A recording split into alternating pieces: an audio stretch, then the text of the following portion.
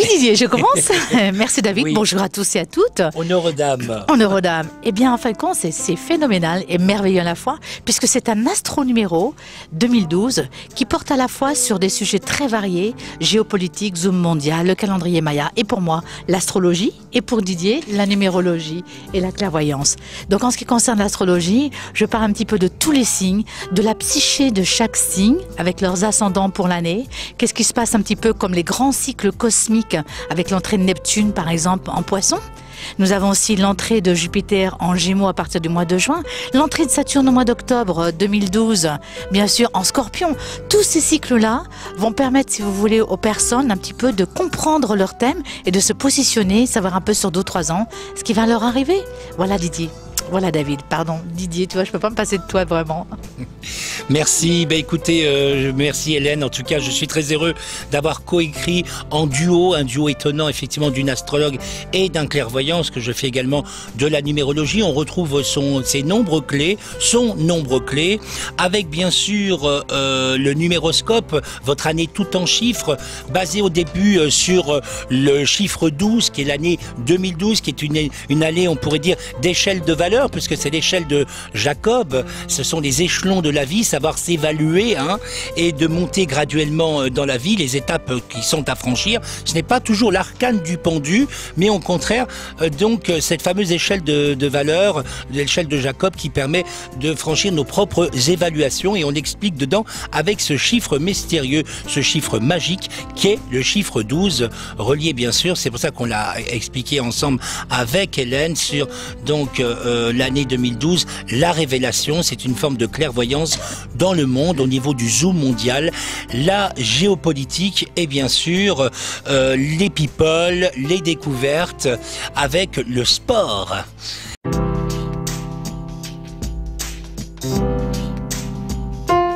Alors, je vais passer le relais à Hélène justement pour que Maya, j'ai simplement parlé de la date du 21/12/2012 qui est une date importante, c'est la version positive ensemble, où on a coécrit chacun, on pourrait dire, notre vision donc du calendrier Maya. Et d'ailleurs, Hélène a quelque chose à nous dire aussi d'après le calendrier Zolting pour on pourrait dire, la configuration d'aujourd'hui en fait. Oui Didier, oui David. En fin de compte, si vous voulez, je suis très honorée par rapport à Feu Young Langsnell pour le calendrier Maya en 2005. J'ai eu l'honneur d'avoir toutes ces conférences, la dernière conférence à Pasadena, je crois, et ça m'avait vraiment émerveillée de savoir ce qu'on pouvait décoder avec le calendrier Maya. Aujourd'hui, c'est pour ça qu'on a essayé de faire des recherches, grâce aussi à Magic par rapport au calendrier Tzolk'in, que aujourd'hui, le glyphe, par exemple, c'est le number 1, The Road, c'est un glyphe qui permet justement de démarrer notre tournée d'évaluation avec notre livre. L'abondance, c'est une route énergétique extrêmement sur un plan vibratoire positif, et c'est pour ça que ce glyphe 1 va nous porter bonheur. On l'a pas choisi, il est venu tout seul à nous, comme on dit, et je suis ravie d'avoir parlé dans ce calendrier Maya des 9 étapes, si vous voulez, de l'évolution de l'humanité, dont nous expliquait Yang Sen Lungel, qui malheureusement nous a quittés en 2005, et c'est à la suite de toutes ces recherches et de son décodage qui nous a permis un petit peu d'aller chercher des images, et puis surtout des textes, et surtout le calendrier de Zolting et le Hab, qui est le calendrier lunaire, avec tous les glyphes et puis les significations. Donc ça donne une bonne idée générale qu'est-ce que c'est que le calendrier Maya, et tout le monde pense que c'est la fin du monde en 2012, mais c'est pas du tout la même chose. C'est plutôt une forme d'évolution, de fin d'ère, d'évolution d'une certaine forme d'humanité, et nous allons sur d'autres bases, d'autres recherches, un peu ce qu'on appelle dimensionnelles et énergétiques de l'évolution de l'être humain. Voilà un peu ce que je pense du calendrier Maya.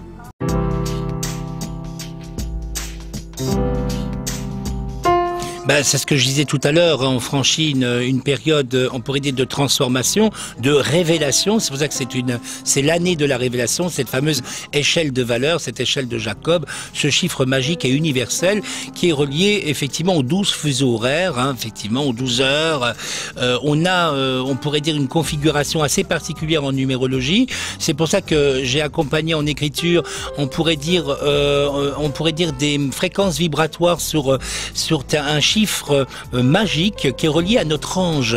Donc nous aurons l'occasion d'être, on pourrait dire en observation avec nos fréquences vibratoires, nos vibrations, a vibration, avec notre ange gardien. Donc à la fin du livre, effectivement, on a les 12 signes du zodiaque au début du livre et bien sûr les 9 chiffres qui l'accompagnent. Le spécial Astro numéro 2012, concocté en fait en tandem et en duo avec Hélène. Voilà. Est-ce que tu fais un tandem avec moi? Ah oui, un sacré tandem, je vous dis pas. Hein.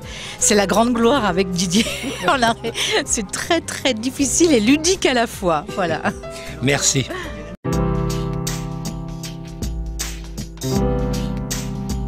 Eh bien, dans notre écriture, nous avons voulu vraiment faire séparément notre écriture et se l'associer après au fur et à mesure de notre avancement dans notre écriture pour voir si nous pouvions nous rejoindre sur cette année 2012 et les configurations, si vous voulez, d'évolution dans cette année par rapport à tous les schémas, on va dire... cosmique, mais également ce qu'on appelle biblique ou alors ce qu'on appelle même scientifique, géométrique également. Et donc on est venu et nous sommes arrivés à des conclusions qui se rejoignent où effectivement nous sommes dans un cycle d'évolution particulière au niveau d'une fin de cycle, on peut dire. Regardez l'entrée de Neptune, l'entrée de Neptune si vous voulez pendant 12 ans en Poisson. Toi tu as quelque chose au niveau du chiffre 12 également, de ce chiffre sacré, une configuration un petit peu évidente, qui nous rejoignent dans des divergences où c'est une année, si vous voulez, de transition, l'année 2012. C'est une année où on va passer d'un état à un autre état, avec toutes ces élections, que ce soit législatives, présidentielles, Europe, France, internationale, tout y passe. Il y a un zoom mondial dans ce livre qui va vous permettre de regarder tout ce qui se passe je dirais en géopolitique. Je dirais même au niveau astrologique, pour tous les signes. Il n'y a pas un signe qui ne va pas être relié à la croix glorieuse depuis 2010, qui n'a pas son lot, si vous voulez, de bousculades dans sa vie et de choix très importants de vie à faire. Et c'est là qu'on s'est rejoint tout à fait avec la numérologie, tout à fait.